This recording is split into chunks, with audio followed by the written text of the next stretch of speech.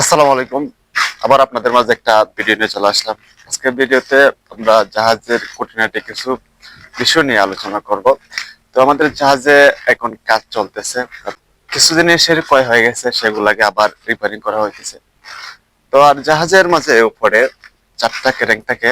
চারটা ক্রেঙ্গের এক একটা ক্রেঙ্গের ক্যাপাসিটি হলো প্রায় 35 টন। 35 টনের ওজনের মাল নিয়ে জাহাজে ওঠাতে পারবে এবং নামাতে পারবে।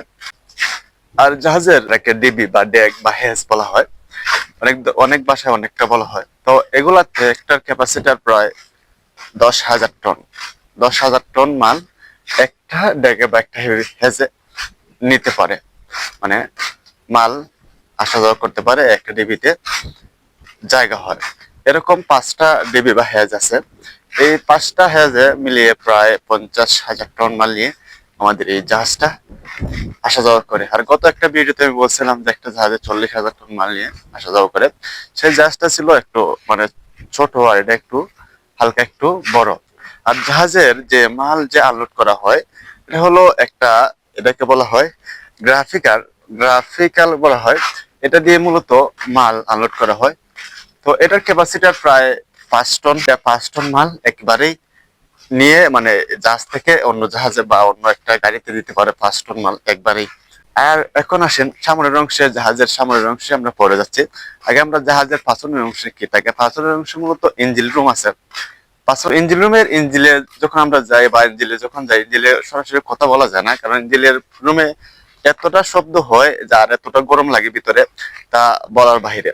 তো তারপরে আমি ভিডিও আপনাদেরকে দেখাবো। ইঞ্জিন রুমে মূলত বড় একটা ইঞ্জিন থাকে, 3টা জেনারেটর থাকে এবং এতগুলো পাইপ থাকে, যে তেলের লাইন, পানির লাইন, এতগুলো পাইপ থেকে তা ইঞ্জিনিয়ারের মাথায় হয়তো এত কিছু ধরে না। তারপরে জাহাজে 4জন ইঞ্জিনিয়ার আছেন, প্রত্যেকের বেতন প্রায় 5-এর উপরে বেতন, মানে 5 লক্ষের উপরে বেতন।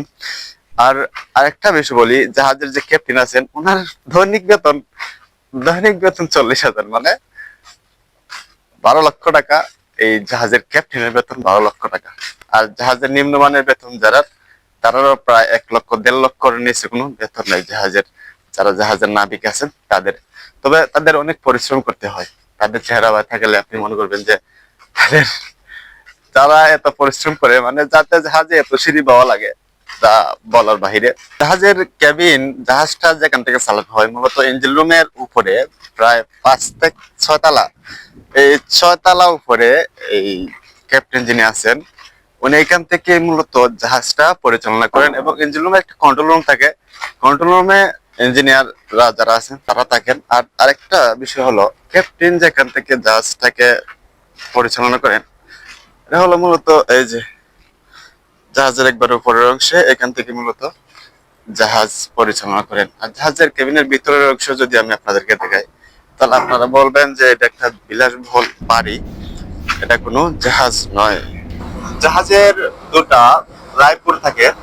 যখন জাহাজ দুর্ঘটনা ঘটে তখন তারা যাতে জাহাজ থেকে তাদের জীবন রক্ষা করতে পারেন, এরকম দুটা লাইফ বোট থাকে। একটা লাইফ বোটে প্রায়, এটার মাঝে মূলত প্রায় 30 জনের মতন যাত্রী নিয়ে সমুদ্র পাড়ি দিতে পারে। এই লাইফ বোট কিন্তু বেশিরভাগ জাহাজে কিন্তু লাইফ বোট ব্যবহার হয় না, কারণ জাহাজের দুর্ঘটনায় পারে কম। জাহাজের সামনের অংশে আসলে কি কি থাকে, সামনের অংশে জাহাজটাকে আটকানোর জন্য একটা নোঙর থাকে, 2টা নোঙর থাকে। 2টা নোঙরটা বিশাল বড় বড় আকৃতির, দেখতে পারতেছেন। আর আরেকটা জিনিস আছে, বিভিন্ন বন্দরে যখন যায় তখন রশি রশি দিয়ে বিভিন্ন বন্দরে আটকানো হয়। সেই 2টা রুইসের উইচ থাকে।